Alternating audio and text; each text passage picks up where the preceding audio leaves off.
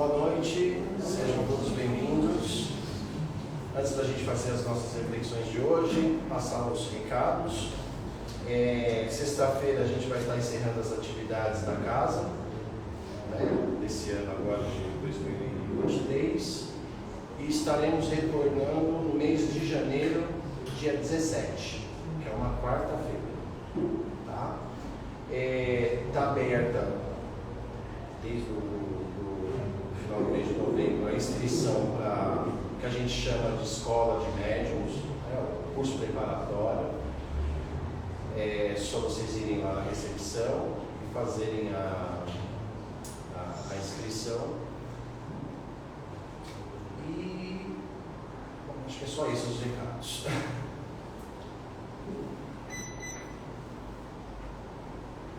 Vamos então nesse momento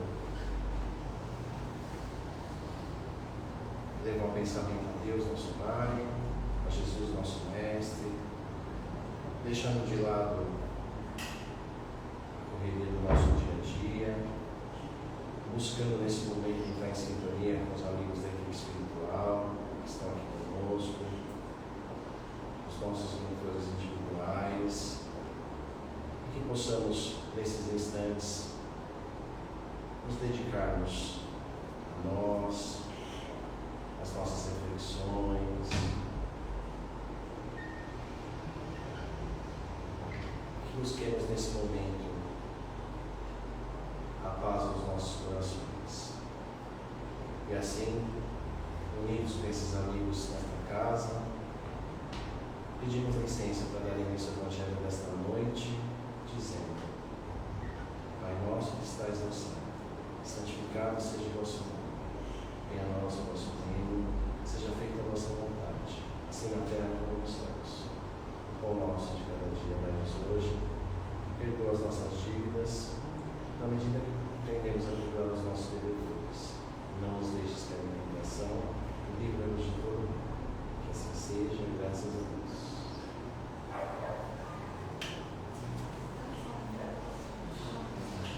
Todos estão me ouvindo bem?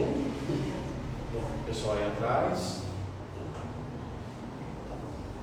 Bom, vamos lá. Hoje nós não vamos fazer uma reflexão sobre o Evangelho, pelo menos sobre o Evangelho segundo o Espiritismo. Hoje é o nosso último dia de quarta-feira nessa casa, e nós vamos falar sobre Jesus. Vamos fazer uma análise de Jesus e do Natal. E chega final do ano, Todos nós, como já é tradicional, a gente comemora o Natal e junto com isso vem a ideia de Jesus. Então hoje nós vamos fazer só essa reflexão do que é o Natal, por que ele é associado à imagem de Jesus e o que nós espíritas interpretamos sobre a questão do Natal e de Jesus. Então, para isso, eu vou falar um pouquinho sobre a origem do Natal. Porque o Natal é uma festa cristã, mas teve uma história por trás disso.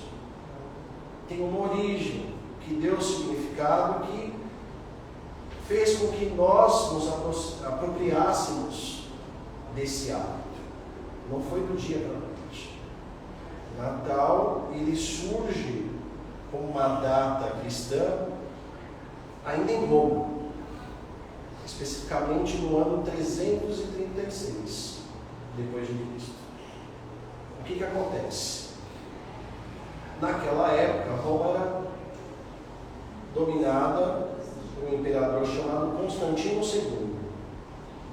E esse imperador, ele decretou que Roma seria cristã. Teve uma lógica por trás disso, tá? Porque o cristianismo já tinha ocupado o espaço social do Império Romano. Roma se encontrava num processo de decadência moral muito grande, e havia disputa de poderes políticos. E por esse motivo, ele tomando o poder, com o auxílio daqueles que representavam o cristianismo em Roma, se apropriou e declarou Roma como um império cristão. Então foi pedido para um Papa na época, o Papa Lúcio, para que criasse toda uma simbologia para que estabelecesse datas de comemorações associadas ao cristianismo e que isso fosse entrando no hábito cultural daquelas pessoas que até então louvavam os deuses da mitologia romana. E aí o que aconteceu? Num concílio em 354 se colocou o Natal como uma festa cristã no intuito de homenagear o nascimento de Cristo. Mas tem uma coisa por trás disso. Essa data, 25 de dezembro, obviamente não foi a data que Cristo nasceu. Mas eles fizeram uma associação. Dia 25 de dezembro era comemorada uma festa dos romanos em homenagem ao Deus Sol. E o que era a simbologia desse Deus Sol? O Deus Sol era um Deus, e que essa data que se comemorava, se fazia essa homenagem para esse Deus, era considerado um período de renovação. Essa data, os romanos, ela tinha uma ideia de que se encerrava um ciclo e começava outro ciclo, devido ao solstício, tá? Devido à mudança da estação do ano. Então se fazia essa homenagem. Então o que os cristãos fizeram? O que esse Papa Lúcio fez? Ele colocou essa data para criar uma associação simbólica entre o Deus Sol dos romanos com o símbolo maior do cristianismo, que é Jesus Cristo. Então ele se colocou esta data, tirou o Deus Sol e inventou o nascimento de Jesus Cristo e criou toda uma simbologia para isso, que são símbolos que nós conhecemos no nosso dia a dia. Criou uma árvore, porque a árvore, simbolicamente para o romano, significa a vida. Você tem a origem, as raízes, o percurso, as folhas e os frutos. Então a árvore significa a vida eterna. Você decora essa árvore com luzes. O que essas luzes significavam? A alegria e a luz divina. E você tem o Natal, que nós praticamos, né? Ultimamente eu não sei, né? Porque não anda sobrando muito capital para isso, mas existe a troca de presentes. Então essa troca de presentes também tinha um significado. Porque a troca de presentes entre as pessoas significa o fato de Jesus ser o presente de Deus para a humanidade. Então olha só o que os romanos fizeram. Pegaram o Deus Sol, deixaram o Deus Sol de escanteio e colocaram o nascimento de Jesus na data. E foi criando toda uma simbologia por trás dessa data, com o intuito de atrair as pessoas pagãs, ou seja, aqueles que não seguiam o cristianismo, para próximo da igreja. O Império Romano renovado, tendo a igreja cristã e o cristianismo como base desse império. Inclusive eu fiz uma pesquisa sobre isso, e a justificativa teológica está no texto de Jó, que diz o seguinte: por que dar presente? Porque Deus ama, a citação está em Jó 3,15. Deus ama tanto o mundo que deu seu único filho, para que todo o que nele crer não pereça, mas tenha vida eterna. Então olha só como é que isso foi se moldando e perpetua até os dias de hoje. O que a igreja, que foi o que representou o cristianismo até, digamos aí, o século XVII, XVIII, antes de surgirem outras linhas que interpretam o Cristo, trouxe toda essa simbologia. E o Natal é apenas uma delas. Jesus não nasceu no dia 25 de dezembro. Os historiadores têm aí diversas teorias que nos dizem isso. Mas existe todo um calendário criado, inclusive, por Constantino, que decreta não só o seu nascimento, mas como a sua crucificação e a sua ressurreição. E toda uma simbologia de datas festivas, de feriados, inclusive de caráter nacional, que segue o nosso calendário, que é judaico-cristão. E aí eu faço um questionamento. O que significa Jesus para nós espíritas? Nós acreditamos em árvore de Natal, bolinhas, troca de presentes. A gente acredita como uma tradição cultural. Jesus, na visão espírita, que cabe ressaltar que o espiritismo, antes de mais nada, ele é cristão, ele é muito maior do que apenas uma simbologia. Jesus, para nós espíritas, é o espírito mais perfeito que Deus enviou à Terra. Jesus, para nós espíritas, ele é o governador planetário, que, segundo relatos dos espíritos, ele já estava aqui na condição de espírito perfeito quando o nosso planeta foi criado, há quase 5 bilhões de anos atrás. Ele é o nosso irmão mais velho. Ele é o espírito com maior envergadura intelectual e moral que já esteve no nosso planeta. E ele não veio por acaso. As próprias escrituras de outros espíritos que vieram antes já preparavam, já anunciavam a vinda do Cristo da Terra.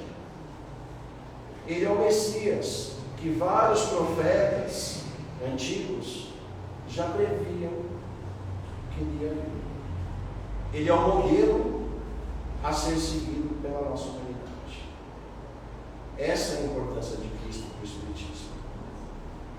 Kardec, no Evangelho segundo o Espiritismo, logo na introdução do Evangelho, ele diz o seguinte: para nós seres humanos, Jesus representa um tipo de perfeição moral que a humanidade pode aspirar na Terra.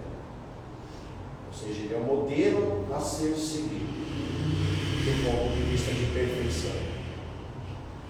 E isso é justificado. De que forma é justificado? Nos seus ensinamentos e na sua vivência. Porque a vida de Jesus, com seus ensinamentos e as suas práticas, são modelos das leis divinas.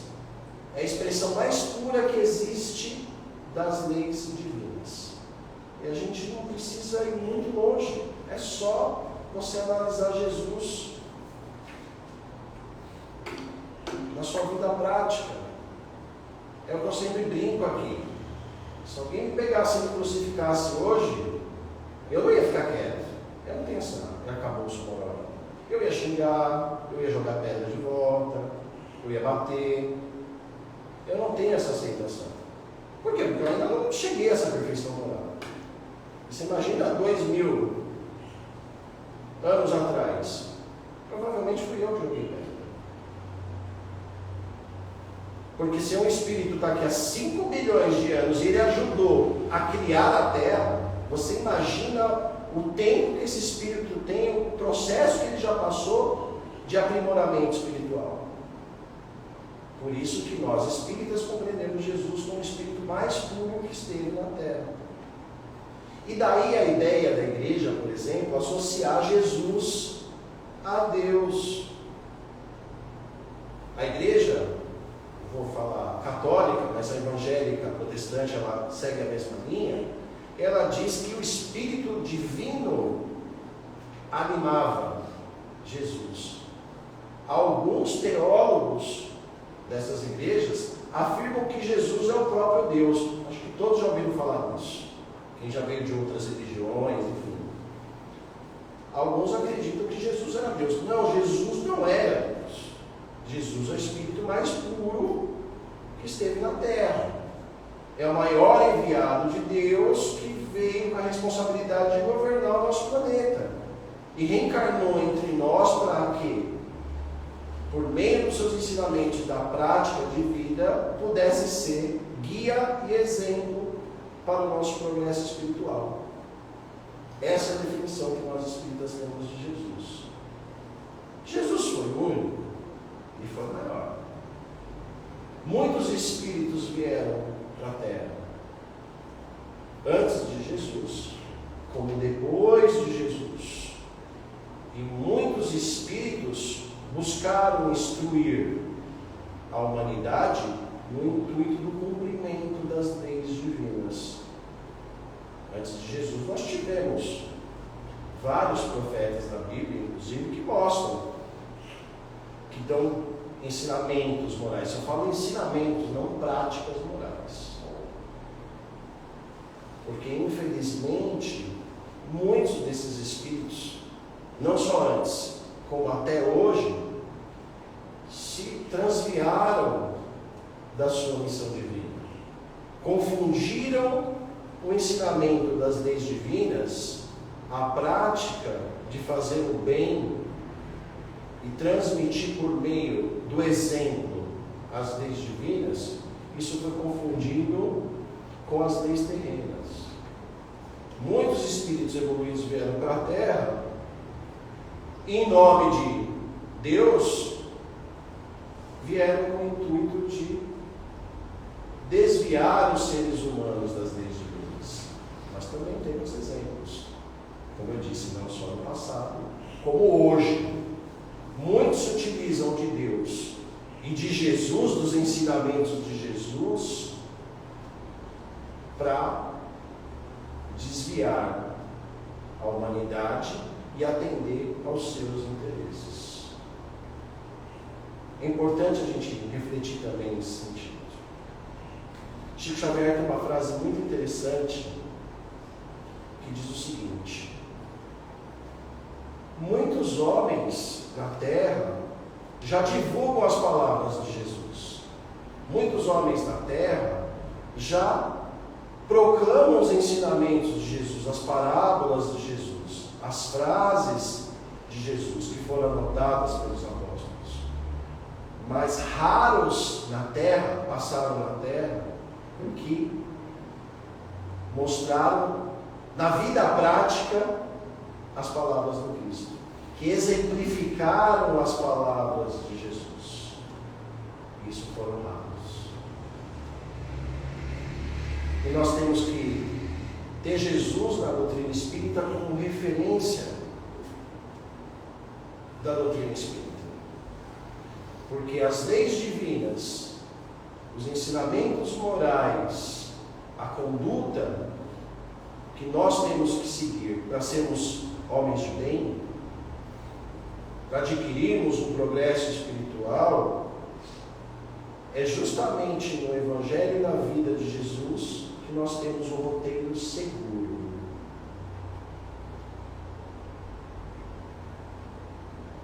Se um dia o Espiritismo se afastar de Jesus, sigam Jesus. Esqueçam o Espiritismo. Porque ele é um roteiro seguro. E o conhecimento das leis divinas são pregadas, alertadas e exemplificadas nos seus ensinamentos na sua vida. E nós também temos as leis divinas. As leis divinas estão dentro de nós também. Estão dentro da nossa própria consciência. As leis divinas são leis naturais, estão gravadas no nosso íntimo. Quando a gente faz uma coisa errada, qual é a primeira coisa que é cobrada? É a nossa consciência. É a nossa consciência que nos cobra. Às vezes o outro nem vai saber o mal que você fez, mas a sua consciência sabe. A sua consciência vai te cobrar.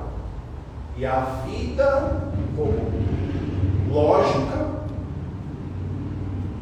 vai trazer as consequências das suas escolhas, dos seus atos falhos. A lei divina está dentro de nós. A diferença é que nós, ainda distantes de Jesus, atendemos às nossas imperfeições, às nossas paixões. O que precisa para as leis divinas fazerem parte da nossa vida prática, da nossa vida intelectual? Digo intelectual no intuito das nossas reflexões. A gente precisa fazer um esforço. A gente precisa fazer um esforço intelectual para compreender e um esforço prático para colocarmos a vivência daquilo que nós aprendemos. Não há aprendizagem, os pedagogos adoram falar isso. Não há aprendizagem sem vivência. Você não aprende nada que você não pratica. E aí eu não vou falar mais de pedagogos, vou falar da própria ciência. O cérebro não vai aprender nada daquilo que você não pratica. Ele não vai criar novas ligações se você não fizer a prática daquilo. Seja por meio das ideias, ou seja por meio do esforço físico. Vou dar um exemplo simples. Eu estou com fome. Eu não vou matar a minha fome indo no restaurante nem no cardápio. Eu preciso escolher, ler o cardápio para escolher, e eu preciso comer. Se eu não fizer os dois, vão me dar o que quiserem para comer, e eu vou falar: olha, eu não gosto disso, isso me fez mal. Mas você não leu o que você ia comer, você comeu pedra. Entende? Então, por isso que nós temos Jesus como referência nas nossas vidas. E o Espiritismo traz Jesus como norte da sua doutrina. Porque quanto mais nós compreendemos Jesus, melhor vai ser a nossa prática. Quanto mais eu entender aquilo que ele traz de ensinamento moral, maior conforto, maior bagagem eu vou ter para poder tirar de dentro de mim as leis divinas que estão impressas em mim.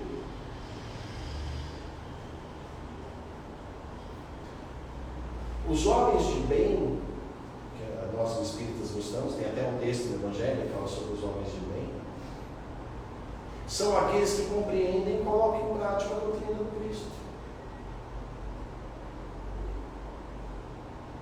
E olha quanta coisa boa Cristo nos trouxe. Não vai dar tempo de falar tudo. Obviamente eu também não tenho muita bagagem para falar tudo. Mas olha que interessante.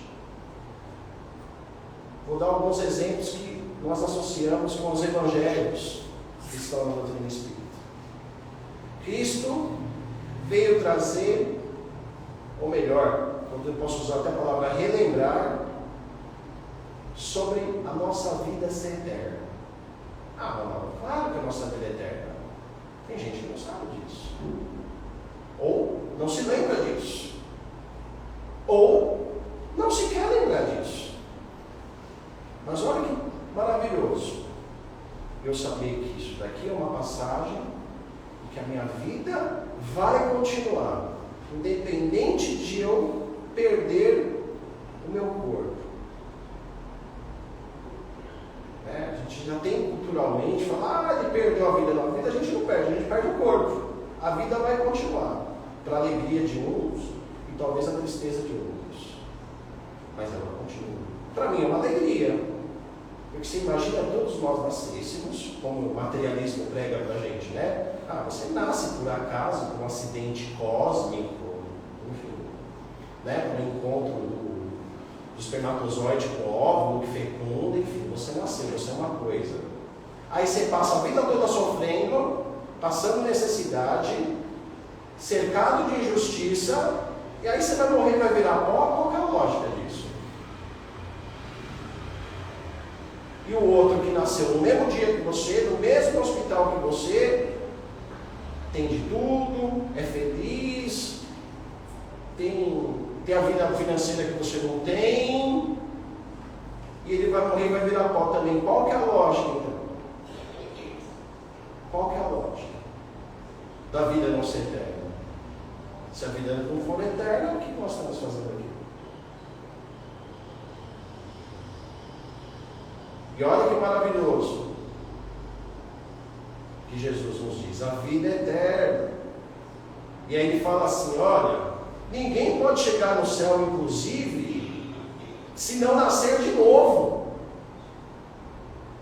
Ele fala que existe um reino de Deus, que a vida não acaba aqui, e que nós, para chegarmos no céu, nós vamos nascer de novo. Como assim nascer de novo? É que nós espíritas chamamos de reencarnação. E olha que bacana, nós vamos voltar quantas vezes forem necessárias. Para quê? Para reparar os equívocos que nós tivemos numa existência anterior, ou mesmo natural, e para a gente progredir. De que forma? Intelectualmente. Como? Adquirindo conhecimento. E que mais? Moralmente, adquirindo virtudes. Olha que maravilhoso, a vida é eterna. Ah, mas eu não fui bem na vida. Olha, eu sofri, mas eu também fui ruim, viu? Ó, pisei na cabeça de tanta gente. Olha como é que Deus é bom. Melhor, Deus é bom. Ele dá a oportunidade de você refletir, de você aprender, de você voltar para reparar aquilo que você cometeu de errado. Para você se fortalecer moralmente. Para você vivenciar a experiência na carne, do mesmo jeito que você vivenciou anteriormente, para aprender: olha, agora eu vou fazer tudo direitinho. Eu sou de uma época que a gente repetia de ano na escola. Eu tive o prazer de repetir de ano. Foi tão bom que eu não entendia nada de matemática. E na pré-adolescência, então, adorava uma rua. E foi tão bom repetir porque hoje eu sei o que são números naturais e números reais. Hoje eu sei que delta é igual a quadrado menos 4ac. X é igual a menos b, mais ou menos a raiz quadrada de delta sobre 2 vezes a. Olha que legal. Mas eu com 12 anos não sabia. E se eu tivesse passado de ano direto, eu não teria aprendido. Ah, mas repetir é feio. Não. Isso faz parte da lei natural. A reencarnação também faz parte. É uma bênção, é o contrário. A bênção que você está tendo de poder fazer aquilo de novo. De reparar seus erros, de aprender mais, de vivenciar outras situações, ou vivenciar aquela mesma situação para você se testar. Esse é um ensinamento que eu me trago por Cristo. Outro ensinamento de que o progresso é constante. Ele é inevitável. Desde que nós sigamos o caminho do bem. É o que ele fala, né? Ninguém chegará ao reino dos céus, ninguém chegará ao Pai se não for por mim.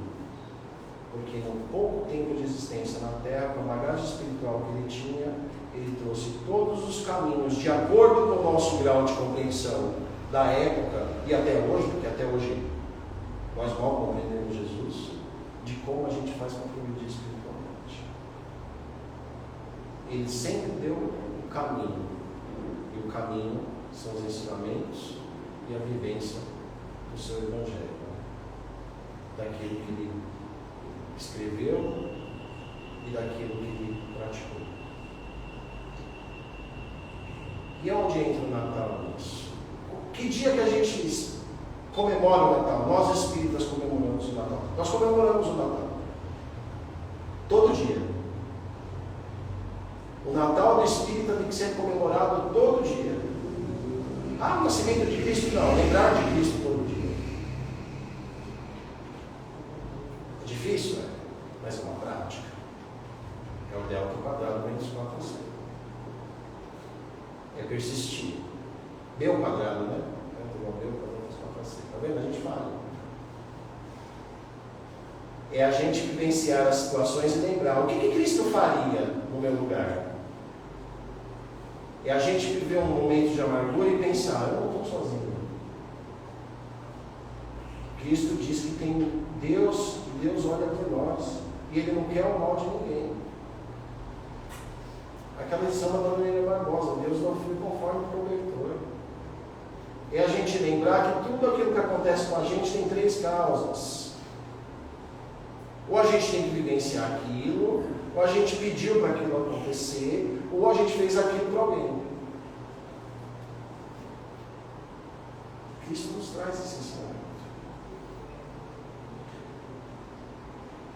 Cristo mostra na sua vida, mesmo carregando a sua cruz para o Calvário,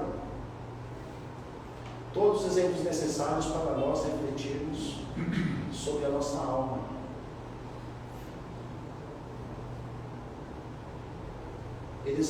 A vida dele é toda exemplificada para nós entendermos nós mesmos. Ah, mas Cristo foi crucificado. Eu não quero ser crucificado também, não. Mas olha o preço que ele pagou para manter o seu caminho no meio. Olha o que ele fez para não ser corrompido. Pela mesma sociedade romana que depois veio bajulá-lo e inventou uma data para o seu nascimento. Olha que interessante. E o mais importante que ele trouxe: 3 coisas. O amor. Porque em nenhum momento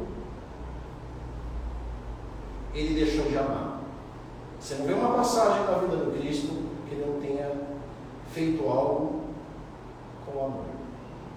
Mesmo aquele que o condenou, mesmo aqueles que o crucificaram, mesmo aqueles que ele curou e que depois escolheram ele no lugar de Barrabás. Quem eu crucifico? Barrabás ou Jesus? Jesus. E muitos daqueles que escolheram ele foram curados por Jesus. Acompanharam ele nos sermões da montanha. Ele foi traído. E o que ele mostrou? Amor. Ele falou assim: olha, você tem que amar aquele que nos criou, o próximo e a você mesmo. Olha o exemplo que ele deu de amor. Outro aspecto, humildade. Muitos momentos da vida dele, ele mostrou, por meio das suas palavras, da sua vida prática, quem somos e as nossas limitações. Olha, você está limitado agora, mas a sua fé vai te curar. Sua fé te curou. E por último, o que ele mais demonstrou na vida dele: a caridade. O que é a caridade? É o amor com o próximo. De que forma? Benevolência. É o BIP, lembra? Benevolência, ser bom com os outros. Indulgência, compreender os defeitos alheios. E perdão das ofensas. No seu último momento, vamos dizer de vida, né? Que ele morreu, sabe disso. Pai, perdoa. Eles não sabem o que fazem. Olha quanto amor está colocado nessa frase, dentro de uma situação. Quem aqui estaria na cruz, pendurado no meio de 2 ladrões, sangrando,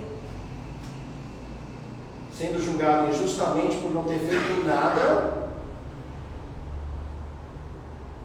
morrendo, olhando para aquele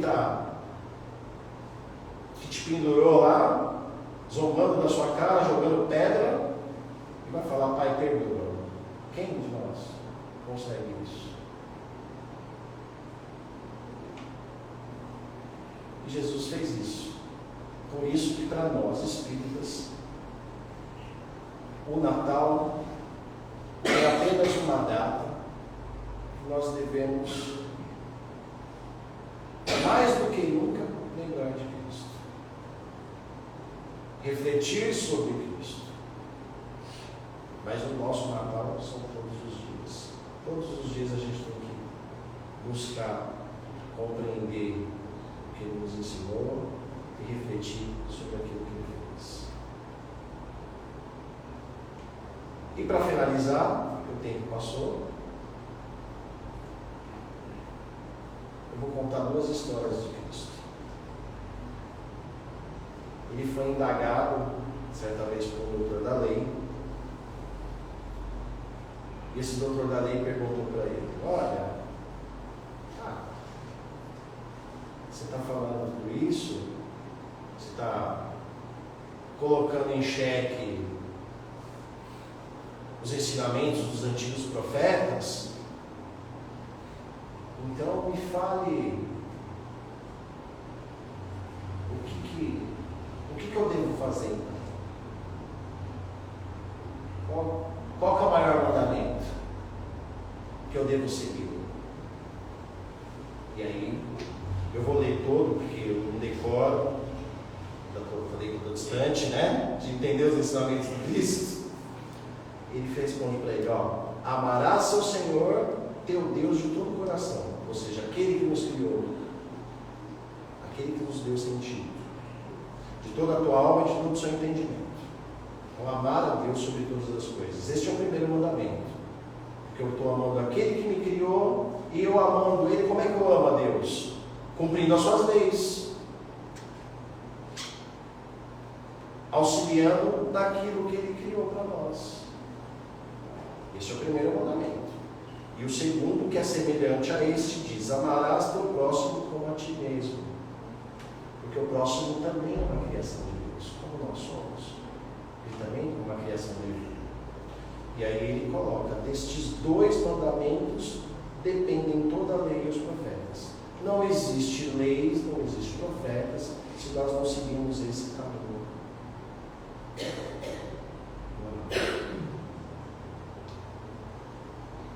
Esse é o significado de Jesus para nós.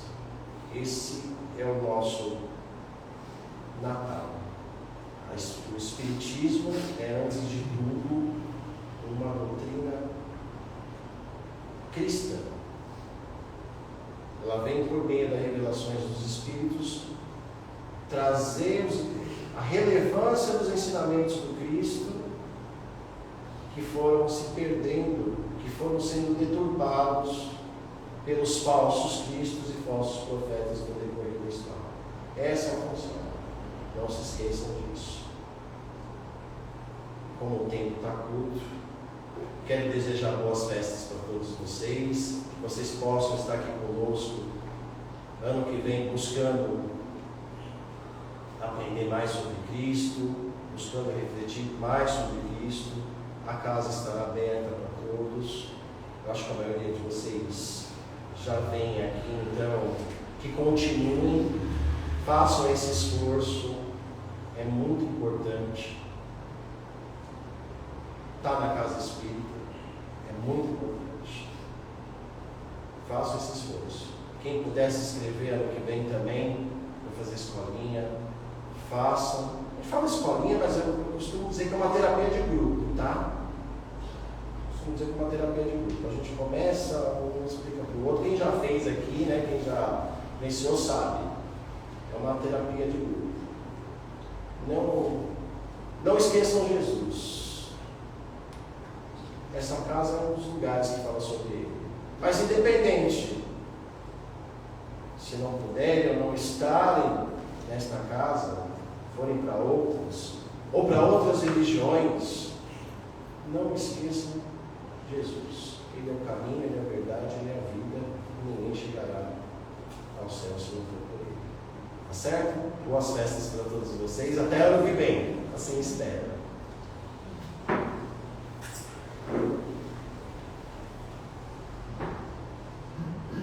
Vamos então nesse momento agradecer a Deus, ao nosso Mestre Jesus, aos amigos espirituais, por mais esta oportunidade, por mais essas reflexões.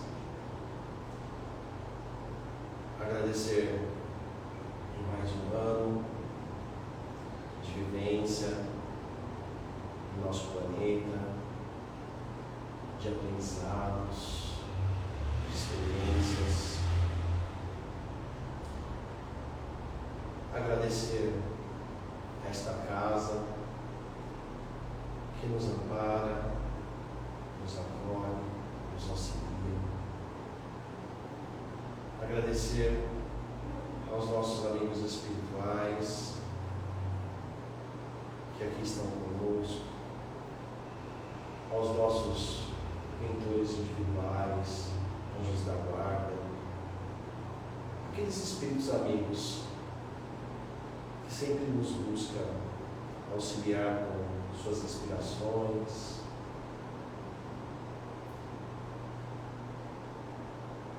Agradecer por tudo que nós temos, a oportunidade do trabalho, a oportunidade da sobrevivência. Agradecer ao nosso lar que nos protege, agradecer ao alimento que mantém os nossos corpos vivos e sadios. Agradecer ao nosso trabalho, que é por meio dele que nós garantimos o pão nosso de cada dia. Agradecer aos nossos familiares, aos nossos amigos. Agradecer as experiências que tivemos este ano, que todas elas sirvam de reflexão, sirvam de aprendizado, na certeza de que Deus só quer nosso melhor, em que em nenhum momento, seja ele de dor, de sofrimento, nós estamos desamparados. E assim agradecidos, pedimos licença aos nossos irmãos espirituais, também agradecendo por sua presença. Encerramos as reflexões desta noite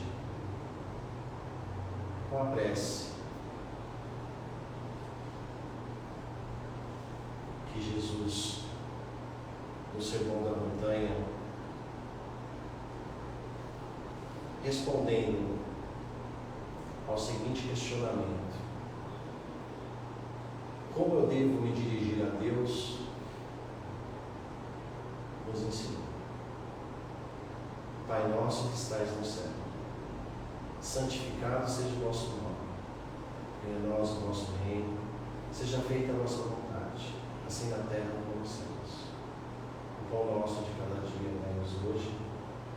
Perdoa as nossas dívidas, na medida que aprendemos a perdoar os nossos devedores.